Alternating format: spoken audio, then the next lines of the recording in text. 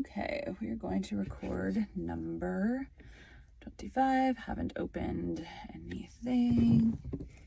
The Three Musketeers 2, 5. This new MacBook does not have a number pad. It has like the numbers across the top, which I'm not as used to. And this one connects kind of funny. Like I've tried using the calculator with it and it doesn't like it. Probably because it's originally programmed for PC. I have no idea. Welcome to Bite at a Time Books, where we read you your favorite classics one bite at a time. My name is Bree Carlisle and I love to read and wanted to share my passion with listeners like you. If you enjoy our show, be sure to follow us so you get all the new episodes. If you want to see exclusive behind the scenes of our show, join our Patreon. We would also love for you to drop us a rating on your favorite podcast platform and share our show with your friends. You can catch us on all the social medias at Bite at a Time Books. We are now part of the Bite at a Time Books Productions Network. If you ever wondered what inspired your favorite classic novelists to write their stories, what was happening in their lives or the world at the time, check out Bite at a Time Books Behind the Story, wherever you listen to podcasts. Today we'll be continuing The Three Musketeers by Alexandra Dumas.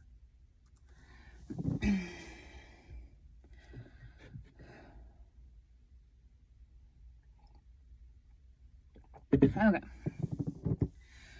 Actually, I was going to check this. Got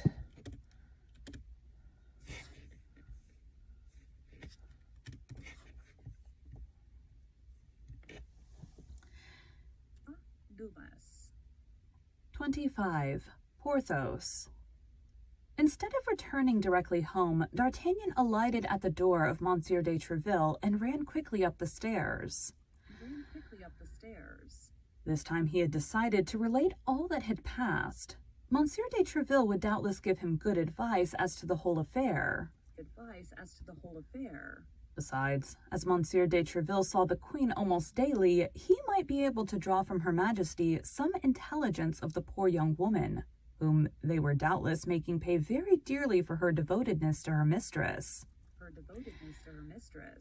Monsieur de Treville listened to the young man's account with a seriousness which proved that he saw something else in this adventure besides a love affair. When D'Artagnan had finished, he said, all this savors of his eminence a league off. But what is to be done? Said D'Artagnan. Nothing. Absolutely nothing at present, but quitting Paris, as I told you, as soon as possible. I will see the Queen. I will relate to her the details of the disappearance of this poor woman, of which she is no doubt ignorant. These details will guide her on her part, and on your return I shall perhaps have some good news to tell you. Rely on me. D'Artagnan knew that although a Gascon, Monsieur de Treville was not in the habit of making promises, and that when by chance he did promise, he more than kept his word. He bowed to him then, full of gratitude for the past and for the future, and the worthy captain, who on his side felt a lively interest in this young man, so brave and so resolute, pressed his hand kindly, wishing him a pleasant journey. Determined to put the advice of Monsieur de Treville in practice instantly, D'Artagnan directed his course toward the Rue des Fossoyeurs in order to superintend the packing of his valise. On approaching the house, he perceived Monsieur Bonacieux in mourning costume, standing at his threshold. Oh, that sounds stupid. Bonacieux in mourning costume. Standing at his threshold. Where am I? Standing at his threshold. All that prudent plan...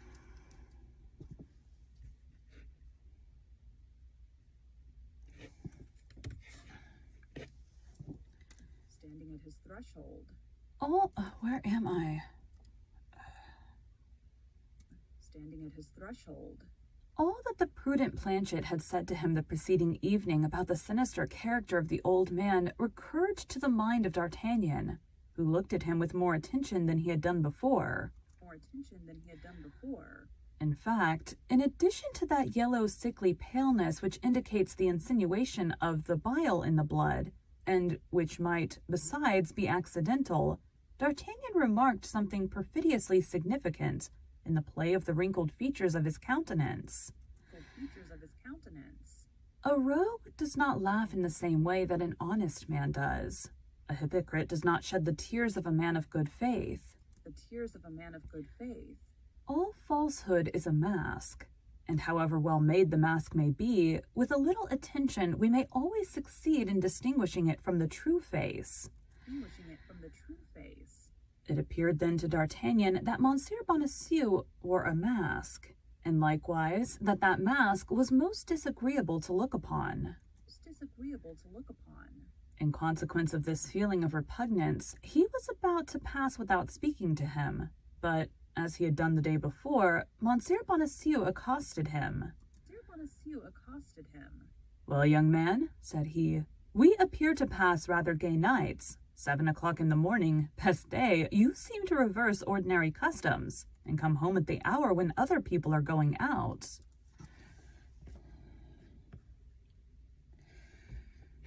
"Looking for your wife, jerk." "But you are in morning clothes, so that is a little bit concerning." Wait, no, morning like daylight morning, not morning like sadness morning is how that was spelled. Never mind. When other people are going out. "No one can reproach you for anything of the kind, Monsieur Bonacieux," said the young man. "You are a model for regular people. It is true that when a man possesses a young and pretty wife, he has no need to seek happiness elsewhere. Happiness comes to meet him, does it not, Monsieur Bonacieux?" Bonacieux became as pale as death and grinned a ghastly smile. Ah, said Bonacieux, you are a jocular companion. "But where the devil were you gladding last night, my young master? It does not appear to be very clean in the crossroads." D'Artagnan glanced down at his boots, all covered with mud, but that same glance fell upon the shoes and stockings of the mercer, and it might have been said that they had been dipped in the same mud heap. Both were stained with splashes of mud of the same appearance. Then a sudden idea crossed the mind of D'Artagnan. That little stout man, short and elderly, that sort of lackey dressed in dark clothes and treated without ceremony by the men wearing swords who composed the escort, was Bonacieux himself. The husband had presided at the abduction of his wife. A terrible inclination seized D'Artagnan to grasp the mercer by the throat and strangle him. But as we have said, he was a very prudent youth, and he restrained himself. However, the revolution which appeared upon his countenance was so visible that Bonacieux was terrified at it, and he endeavored to draw back a step or two. But as he was standing before the half of the door which was shut, the obstacle compelled him to keep his place. "Ah, but you are joking, my worthy man," said D'Artagnan. "It appears to me that if my boots need a sponge, your stockings and shoes stand in equal need of a brush." "May you not have been philandering a little also, Monsieur Bonacieux? Oh, the devil, that's unpardonable in a man of your age, and who, besides, has such a pretty wife as yours." "Oh, Lord, no," said Bonacieux, "but yesterday I went to St. Mand's to make some inquiries after a servant, as I cannot possibly do without one. And the roads were so bad that I brought back all this mud, which I have not yet had time to remove." The place named by Bonacieux as that which had been the object of his journey was a fresh proof in support of the suspicions D'Artagnan had conceived.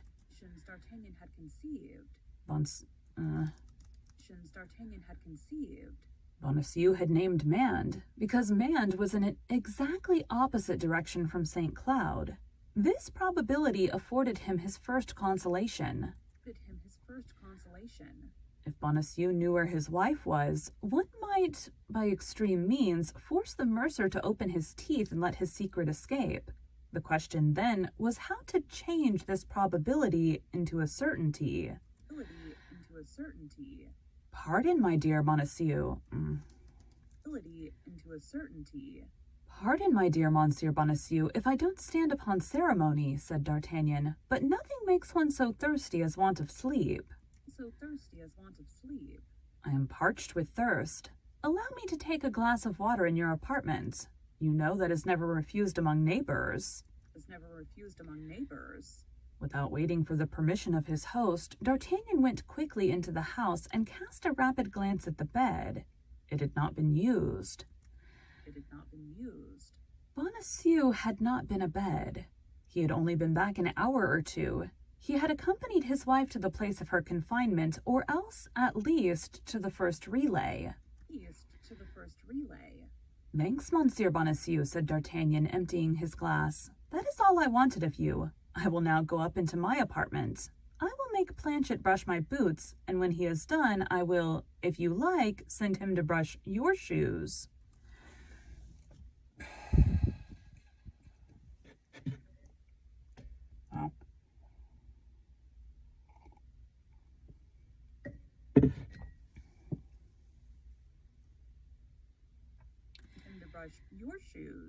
He left the mercer quite astonished at his singular farewell, and asking himself if he had not been a little inconsiderate.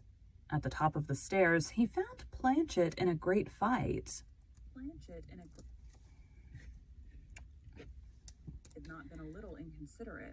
At the top of the stairs, he found Planchet in a great fright.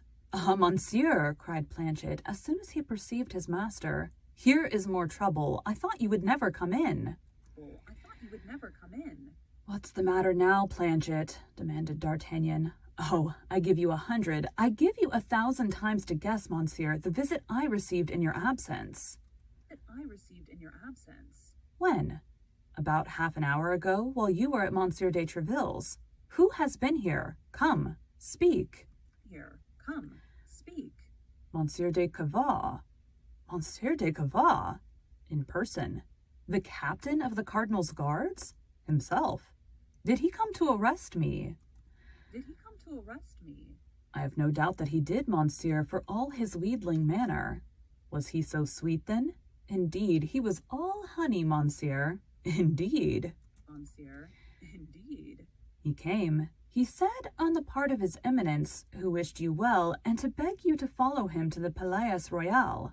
It was called the Palais Cardinal before Richelieu gave it to the king." "What did you answer him?" "That the thing was impossible, seeing that you were not at home, as he could see." "Well, what did he say then?" "That you must not fail to call upon him in the course of the day, and then he added in a low voice, 'Tell your master that his eminence is very well disposed towards him, and that his fortune perhaps depends upon this interview.'" "The snare is rather maladroit for the cardinal," replied the young man, smiling. "Oh, I saw the snare, and I answered you would be quite in despair on your return." "Where is he gone?" asked Monsieur de Cavaux. "To Troyes, in Champagne," I answered. "And when did he set out?" "Yesterday evening." "Planchet, my friend," interrupted D'Artagnan, "you are really a precious fellow."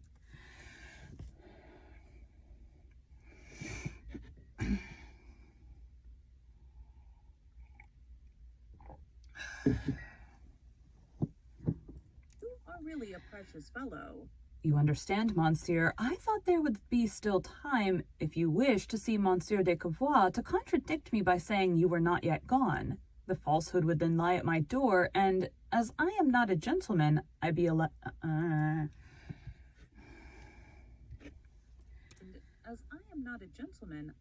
be allowed to lie. Be of good heart, Planchet. You shall preserve your reputation as a veracious man. In a quarter of an hour, we set off." "That's the advice I was about to give, monsieur. And where are we going, may I ask, without being too curious?" "Pardieu, in the opposite direction to that which you said I was gone." Besides, are you not as anxious to learn news of Grimaud, Mousqueton, and Bazin as I am to know what has become of Athos, Porthos, and Aramis? Porthos and Aramis. Yes, monsieur, said Planchet, and I will go as soon as you please. Indeed, I think provincial air will suit us much better just now than the air of Paris. So then, pack up our luggage, Planchet, and let us be off. On my part, I will go out with my hands in my pockets, that nothing may be suspected. You may join me at the Hotel des Gardes. By the way, Planchet, I think you are right with respect to our host, and that he is decidedly a frightfully low wrench. Ah, monsieur, you may take my word when I tell you anything. I am a physiognomist, I assure you. D'Artagnan went out first, as he had been agreed upon. Then, in order that he might have nothing to reproach himself with, he directed his steps, for the last time, toward the residences of his three friends. No news had been received of them. Only a letter all perfumed and of an elegant writing in small characters had come for Aramis. D'Artagnan took charge of it. 10 minutes afterward, Planchet joined him at the stables of the Hotel des Gardes. D'Artagnan, in order that there might be no time lost, had saddled his horse himself. That's well, said he to Planchet, when the latter added the portmanteau to the equipment. Now saddle the other three horses. Do you think then, monsieur, that we shall travel faster with 2 horses apiece? Said Planchet with his shrewd air. No, monsieur Jester, replied D'Artagnan, but with our 4 horses we may bring back our 3 friends if we should have the good fortune to find them living. Which is a great chance, replied Planchet, but we must not despair of the mercy of God. Amen, said D'Artagnan, getting into his saddle. As they went from the Hotel des Gardes, they separated, leaving the street at opposite ends, one having to quit Paris by the Barrière de la Villette, and the other by the Barrière Montmartre, to meet again beyond St. Denis, a strategic maneuver which, having been executed with equal punctuality, was crowned with the most fortunate results. D'Artagnan and Planchet entered Pierrefitte together.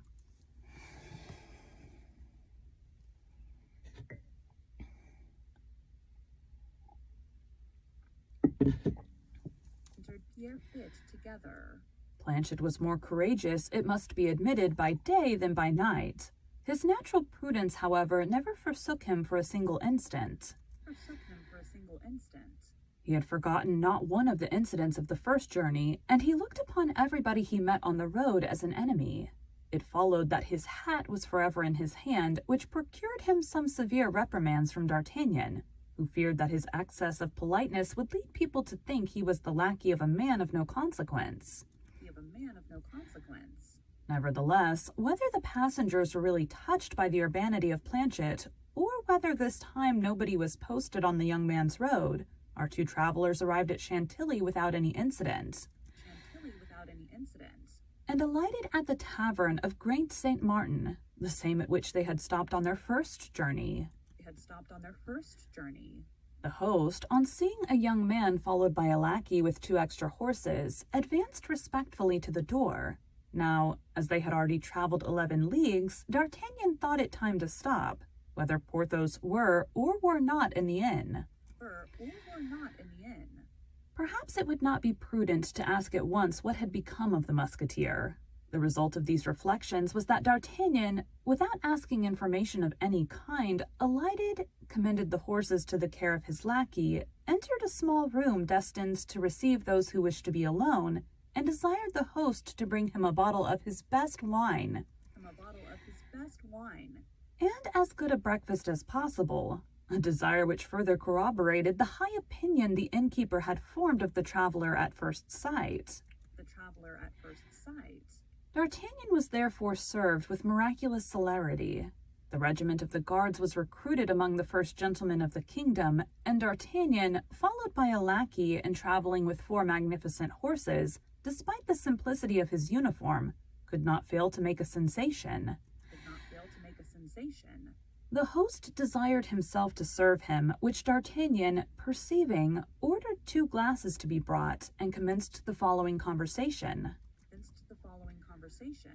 "My faith, my good host," said D'Artagnan, filling the 2 glasses, "I asked for a bottle of your best wine, and if you have deceived me, you will be punished in what you have sinned. For seeing that I hate drinking by myself, you shall drink with me."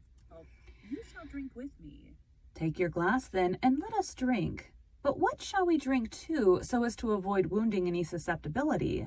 Let us drink to the prosperity of your establishment." "Prosperity of your establishment." "Your lordship does me honor," said the host, "and I thank you sincerely for your kind wish."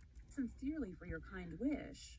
"But don't mistake," said D'Artagnan, "there is more selfishness in my toast than perhaps you may think, for it is only in prosperous establishments that one is well received. In hotels that do not flourish, everything is in confusion, and the traveler is a victim to the embarrassments of his host. Now, I travel a great deal, particularly on this road, and I wish to see all innkeepers making a fortune." "Innkeepers making a fortune." "It seems to me," said the host, "that this is not the first time I have had the honor of seeing Monsieur."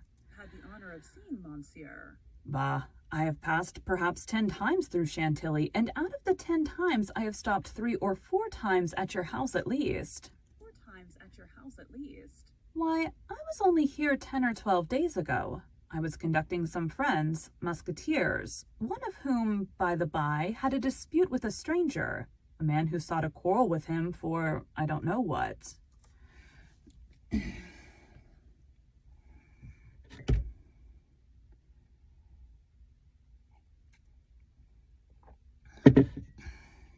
"For I don't know what."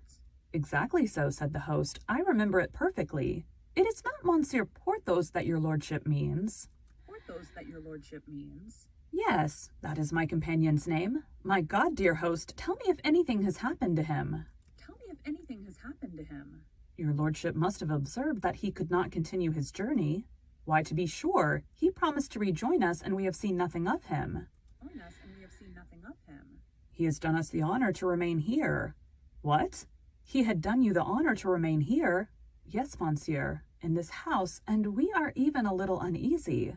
"On what account?" "Of certain expenses he has contracted." "Expenses he has contracted." "Well, but whatever expenses he may have incurred, I am sure he is in a condition to pay them." "Sure he is in a condition to pay them." "Ah, monsieur, you infuse genuine balm into my blood. We have made considerable advances, and this very morning the surgeon declared that if Monsieur Porthos did not pay him, he should look to me, as it was I who had sent for him." "As it was I who had sent for him." "Porthos is wounded, then?" "I cannot tell you, monsieur." "What? You cannot tell me? Surely you ought to be able to tell me better than any other person." "Tell me better than any other person."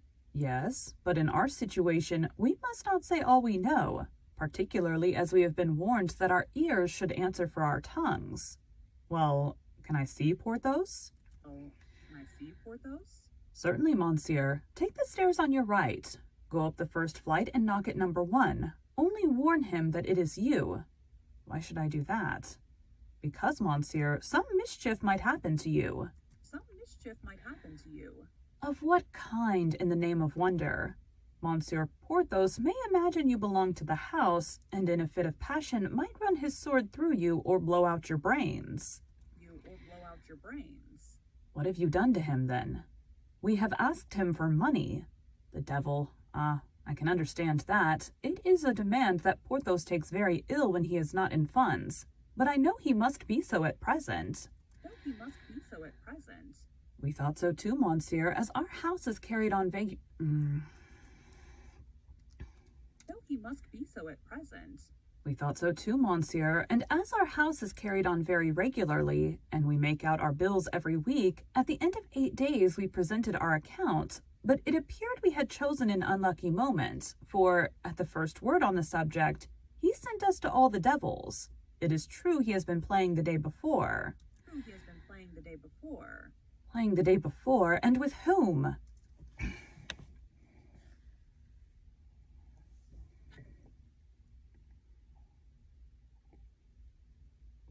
"The day before, and with whom?" Lord, who can say, monsieur, with some gentleman who was travelling this way, to whom he proposed a game of lansquenet. That's it, then, and the foolish fellow lost all he had? The foolish fellow lost all he had? Even to his horse, monsieur, for when the gentleman was about to set out, we perceived that his lackey was saddling Monsieur Porthos's horse as well as his master's. When we observed this to him, he told us all to trouble ourselves about our own business, as this horse belonged to him. Horse belonged to him.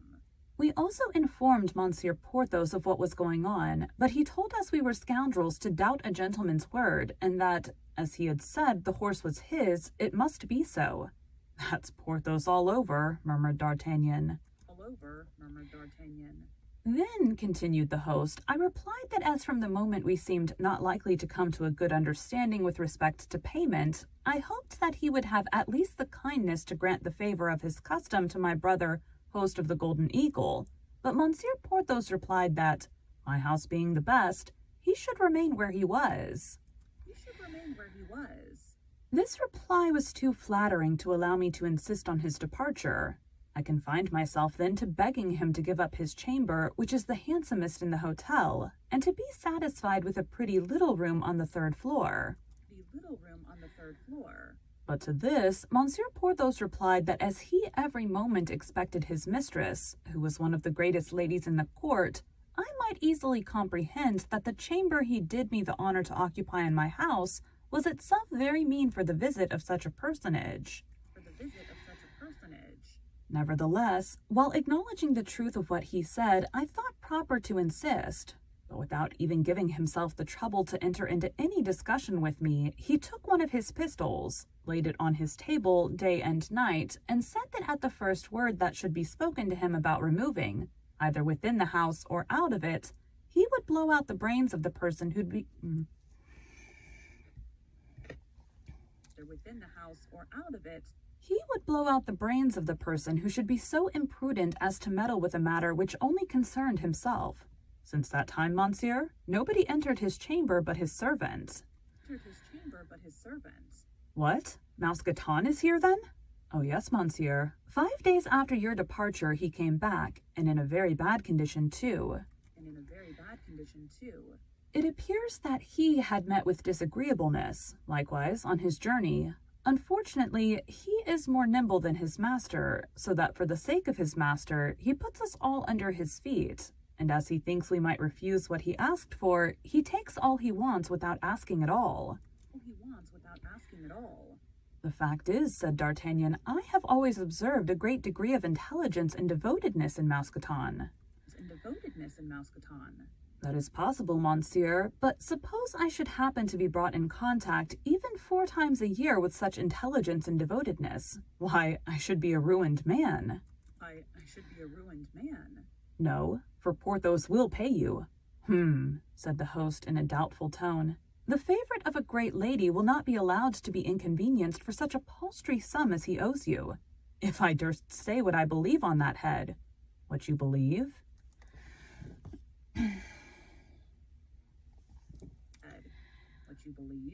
I ought rather to say what I know, what you know, and even what I am sure of. And of what are you sure? I would say that I know this great lady. You? Yes, I. And how do you know her? Oh, monsieur, if I could believe I might trust in your discretion. Speak. By the word of a gentleman, you shall have no cause to repent of your confidence. Well, monsieur, you understand that uneasiness makes us do many things. What have you done? Oh, nothing which was not right in the character of a creditor. Well? Monsieur Porthos gave us a note for his duchess, ordering us to put it in the post. This was before his servant came. As he could not leave his chamber, it was necessary to charge us with the commission. And then? Instead of putting the letter in the post, which is never safe, I took advantage of the journey of one of my lads to Paris and ordered him to convey the letter to this duchess himself. This was fulfilling the intentions of Monsieur Porthos, who had desired us to be so careful of this letter. Was it not? Nearly so. Well, monsieur, do you know who this great lady is? No, I have heard Porthos speak of her, that's all. Do you know who this pretended duchess is? I repeat to you, I don't know her. I don't know her. Why, she is the old wife of a procurator of the chalet, Monsieur named Madame Coquenard, who, although she is at least 50, still gives herself jealous airs. It struck me as very odd that a princess should live in the Rue aux Ars. But how do you know all this? Because she flew into a great passion on receiving the letter, saying that Monsieur Porthos was a weathercock, and that she was sure it was for some woman he had received this wound. Has he been wounded, then? Oh, good Lord, what have I said? You said that Porthos had received a sword cut.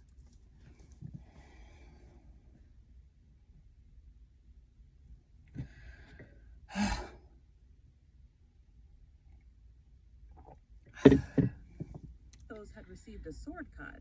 Yes, but he has forbidden me to strictly say so. And why so?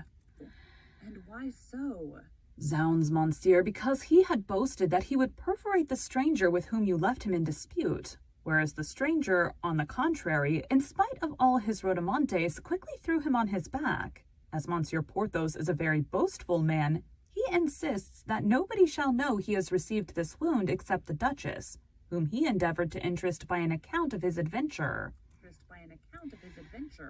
It is a wound that confines him to his bed? Aha, and a master stroke, too, I assure you. Your friend's soul must stick tight to his body. Were you there, then? Monsieur, I followed them from curiosity so that I saw the combat with the...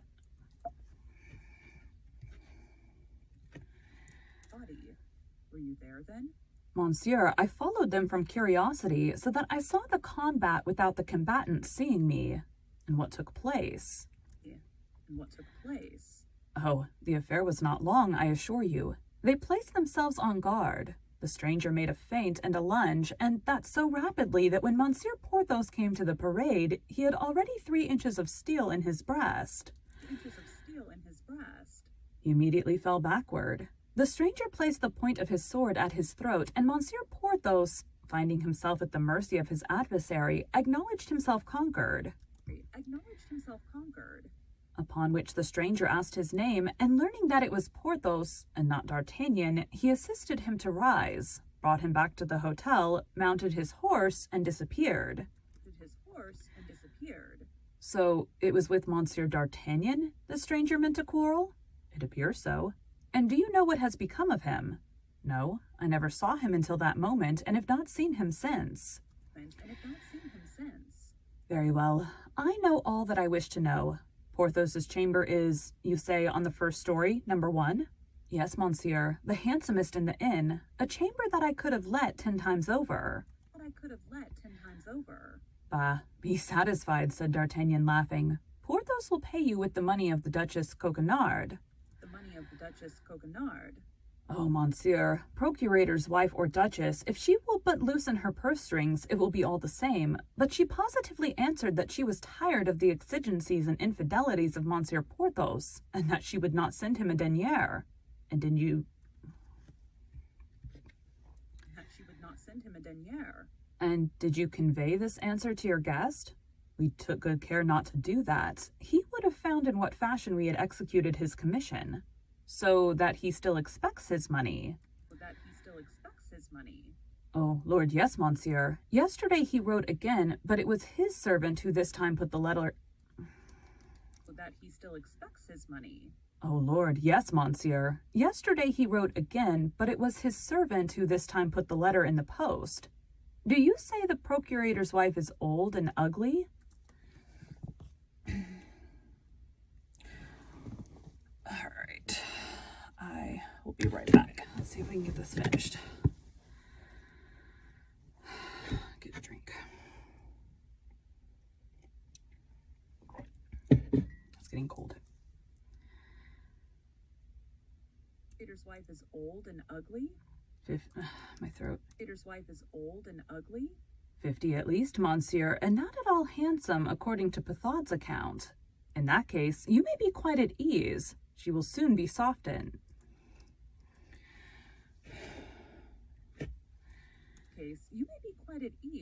She will be softened.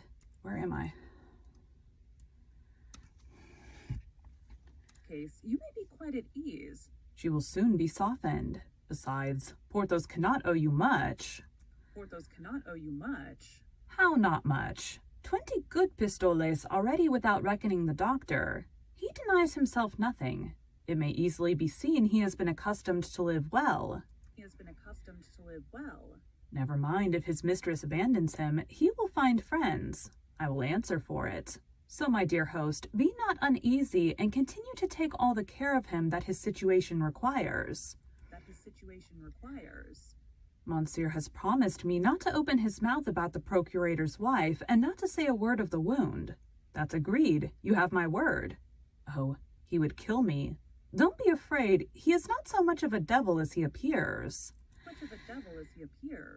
Saying these words, D'Artagnan went upstairs, leaving his host a little better satisfied with respect to two things in which he appeared to be very much interested: his debt and his life. At the top of the stairs, upon the most conspicuous door of the corridor, was traced in black ink a gigantic number 1. D'Artagnan knocked, and upon the bidding to come in which came from inside, he entered the chamber. Porthos was in bed and was playing a game of lansquenet with Mousqueton to keep his hand in, while a spit loaded with partridges was turning before the fire, and on each side of a large chimney-piece, over 2 chafing dishes, were boiling 2 stew-pans, from which exhaled a double odor of rabbit and fish stews, rejoicing to the smell. In addition to this, he perceived that the top of a wardrobe and the marble of commode were covered with empty bottles. At the sight of his friend, Porthos uttered a loud cry of joy, and Mousqueton, rising respectfully, yielded his place to him and went to give an eye to the 2 stewpans, of which he appeared to have the particular inspection. Pardieu, is that you? Said Porthos to D'Artagnan. You are right welcome. Excuse my not coming to meet you, but, added he, looking at D'Artagnan with a certain degree of uneasiness, you know what has happened to me? No. Has the host told you nothing, then? I asked after you and came up as soon as I could. Porthos seemed to breathe more freely. And what has happened to you, my dear Porthos? Continued D'Artagnan. Why, on making a thrust at my adversary, whom I had already hit 3 times, and whom I meant to finish with the 4th, I put my foot on a stone, slipped, and strained my knee. Truly? Honor. Luckily for the rascal, for I should have left him dead on the spot, I assure you. And what has become of him? I have 5 minutes till work starts.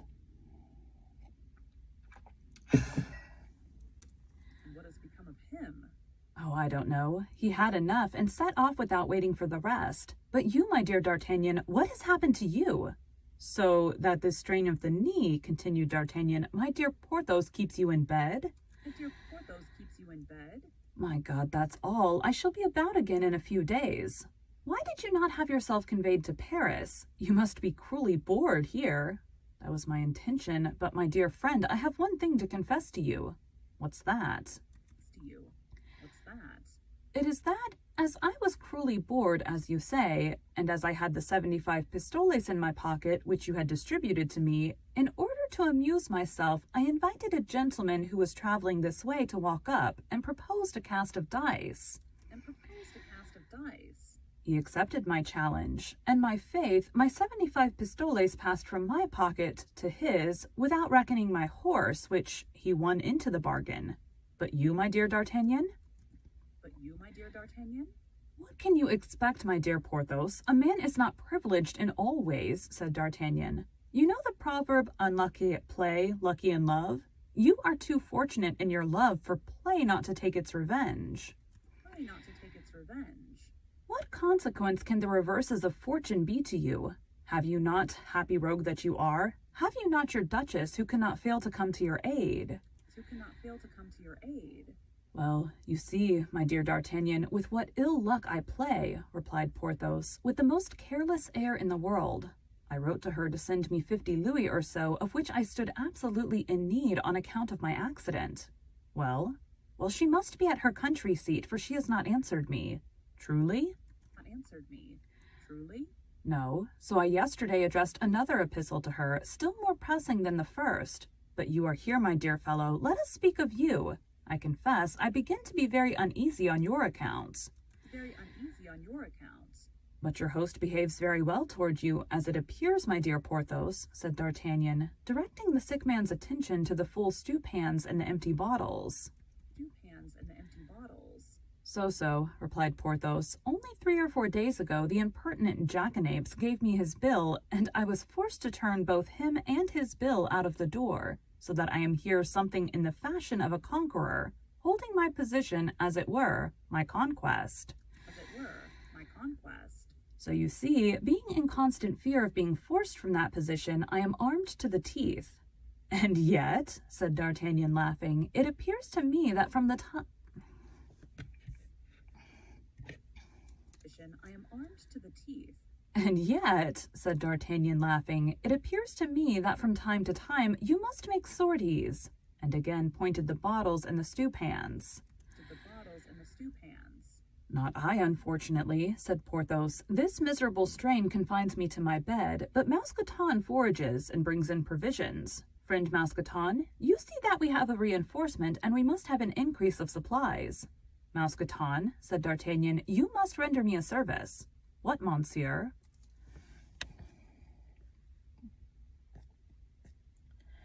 Okay.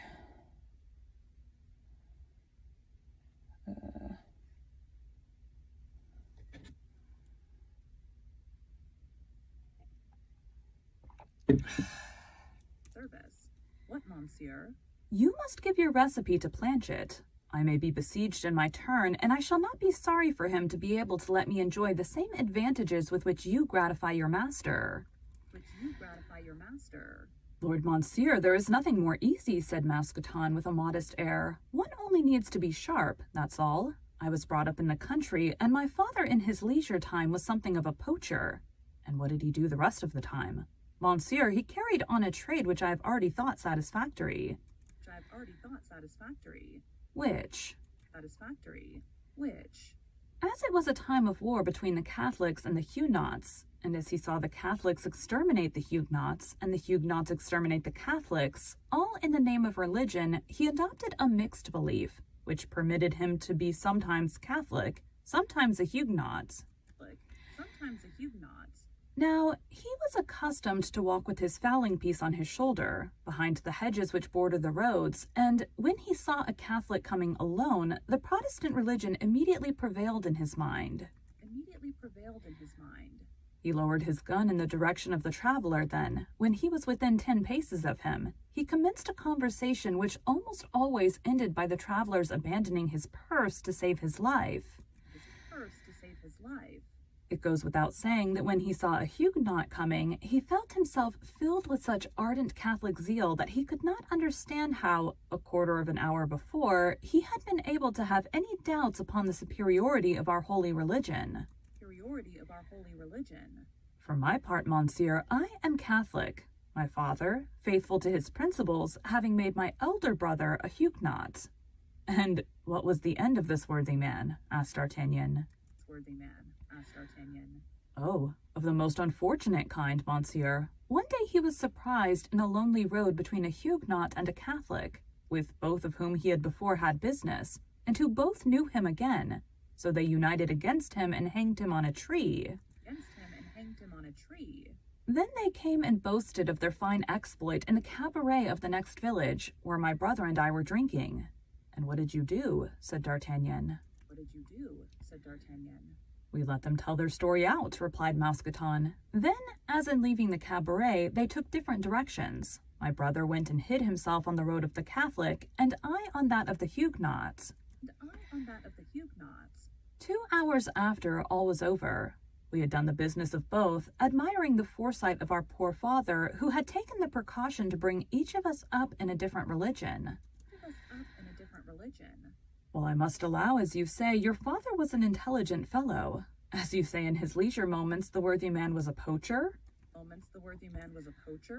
Yes, monsieur, and it was he who taught me to lay a snare and ground a line. The consequence is that when I saw our laborers, which did not at all suit two such delicate stomachs as ours, I had recourse to a little of my own trade. While walking near the wood of Monsieur le Prince, I laid a few snare in the ruins.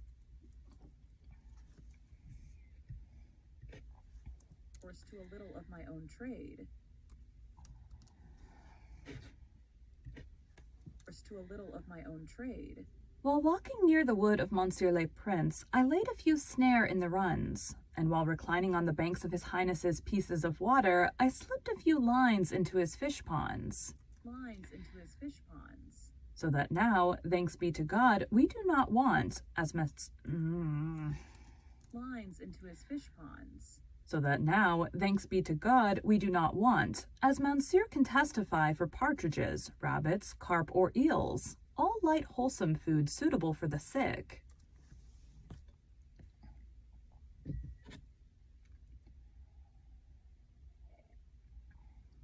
Food suitable for the sick. But the wine, said D'Artagnan, who furnishes the wine? Your host? That is to say, yes and no. How yes and no? He furnishes it, it is true, but he does not know that he has that honor. Explain yourself, Mousqueton. Your conversation is full of instructive things. That is, monsieur, it has so chanced that I met with a Spaniard in my peregrinations who has seen many countries, and among them the New World. What connection can the New World have with the bottles which are on the commode and the wardrobe? Patience, monsieur. Everything will come in its turn. The Spaniard had in his service a lackey who had accompanied him in his voyage to Mexico. This lackey was my compatriot, and we became the more intimate from there being many resemblances of character between us. We loved sporting of all kinds better than anything, so that he related to me how in the plains of the Pampas the natives hunt the tiger and the wild bull with simple running nooses, which they throw to a distance of 20 or 30 paces the end of a cord with such nicety. But in face of the proof I was obliged to acknowledge, the truth of the recital, my friend placed a bottle at the distance of 30 paces, and at each cast he caught the neck of the bottle in his running noose. I practiced this exercise, and as nature has endowed me with some faculties, at this day I can throw the lasso with any man in the world. Well, do you understand, monsieur? Our host has a well-furnished cellar, the key of which never leaves him. Only this cellar has a ventilating hole. Now through this ventilating hole I throw my lasso, and as I now know in which part of the cellar is the best wine, that's my point for sport. You see, monsieur, what the New World has to do with the bottles, which are on the commode and the wardrobe. Now, will you taste our wine, and without prejudice, say what you think of it?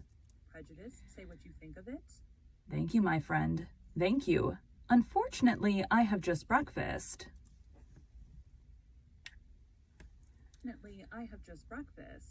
Well, said Porthos, arrange the table, Mousqueton, and while we breakfast, D'Artagnan will relate to us what has happened to him during the 10 days since he left us. Willingly, said D'Artagnan. While Porthos and Mousqueton were breakfasting, with the appetites of convalescence and with that brotherly cordiality which unites men in misfortune, D'Artagnan related how Aramis, being wounded, was obliged to stop at Crèvecœur, how he had left Athos fighting at Amiens with 4 men who accused him of being a coiner, and how he, D'Artagnan, had been forced to run the Count de Wardes through the body in order to reach England. But there the confidence of D'Artagnan stopped. But there the confidence of D'Artagnan stopped. He only added that on his return from Great Britain, he had brought back 4 magnificent horses, one for himself and one for each of his companions. Then he informed Porthos that the one intended for him was already installed in the table.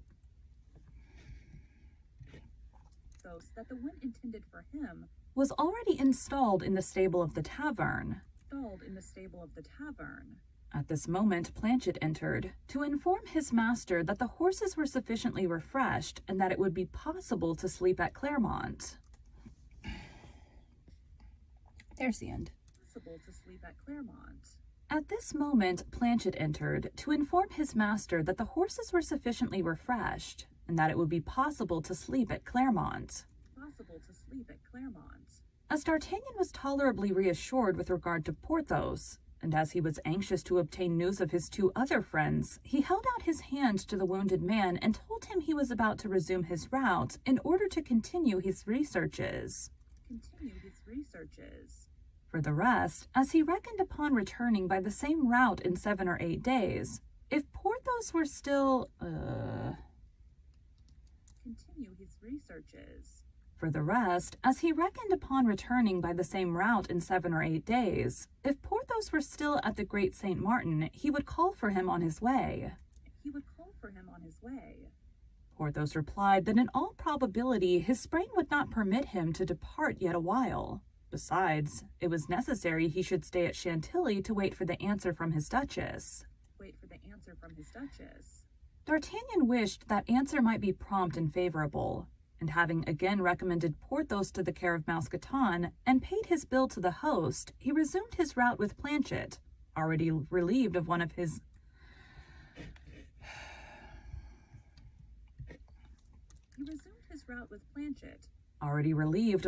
led horses. Okay. My phone keeps ringing because it's past work time.